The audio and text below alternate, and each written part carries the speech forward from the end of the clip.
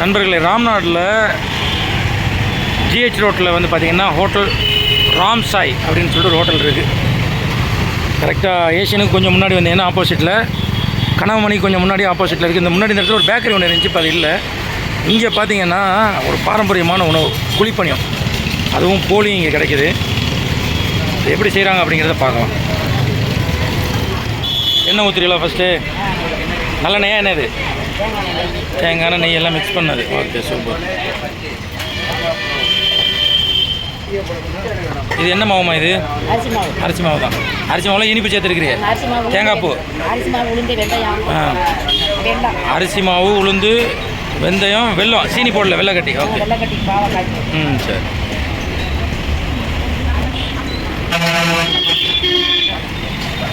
எப்படி கல்லுமா? என்ன கல்லுங்க?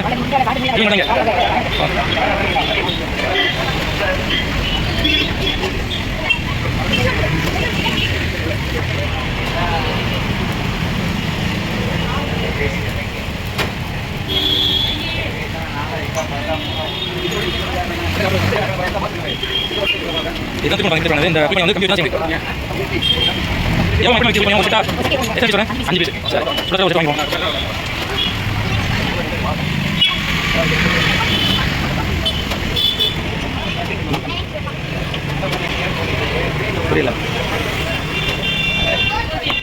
இப்போ நம்ம பார்த்துட்டு இருக்கக்கூடிய இந்த ஸ்வீட் வந்து போலி அப்படின்னு சொல்லுவாங்க. அது எப்படி செய்கிறாங்கன்னு பார்க்கலாம். ஃபஸ்ட்டு மாவு எடுத்தாச்சு, அதை அப்படியே தட்டு.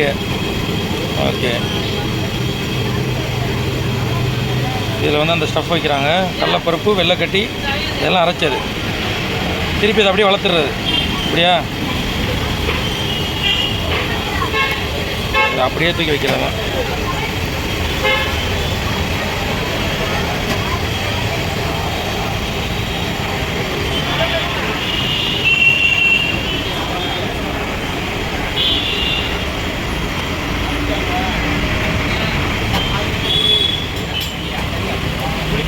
அஞ்சு 25 ரூபாயா இது? இது பார்த்தீங்கன்னா 5 பீஸ் வந்து 25 ரூபா.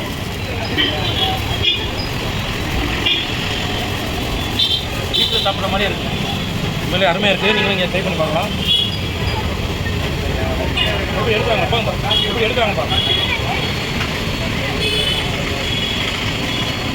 பார்க்கலாம்.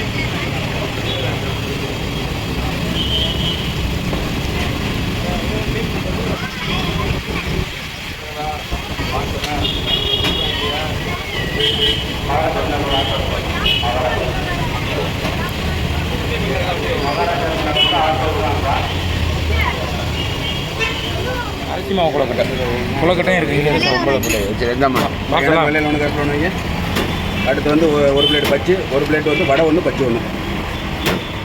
நண்பர்களே, நம்ம பார்த்த இந்த குழிப்பணியம் 20-30 வருஷத்துக்கு முன்னாடி வரைக்கும் தமிழ்நாட்டில் பரவலாக எல்லா பகுதிகளிலையும் எல்லா வீடுகளையும் செய்யக்கூடிய ஒரு இனிப்பு வகையாக இருந்துச்சுங்க.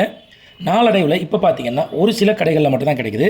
ராமநாதபுரத்தில் ஜிஹெச் ரோட்டில் இருக்கக்கூடிய ராம் சாய் அப்படிங்கிற ஹோட்டலில் ஈவினிங் டயத்தில் இந்த குழிப்பணியம் கிடைக்குதுங்க.